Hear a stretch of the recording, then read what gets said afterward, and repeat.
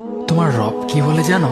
তুমি যাকে আমার চাইতে বেশি ভালোবাসবে, আমি তাকেই তোমার কাছ থেকে দূরে নিয়ে যাব আর তোমাকে বড্ড একা করে রাখবো।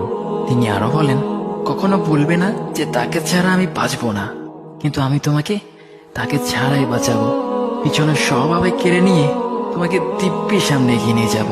তুমি কি দেখো নি, ঋতুরাও যে 2 মাস পর পর বদলাতে থাকে, ছায়া দেয়া গাছের পাতাও তো শুকিয়ে যায়, আর যখন সবর হারিয়ে ফেলে তখন ঝরে পড়ে। কিন্তু তোমার রব তো ধৈর্যশীল ও পরম দয়ালু। তিনি তো সেই ঝরে যাওয়া পাতার ঢাল থেকেও সবুজ পাতা গজান। তুমি কি দেখছো না তোমার স্রষ্টার এই নিদর্শন?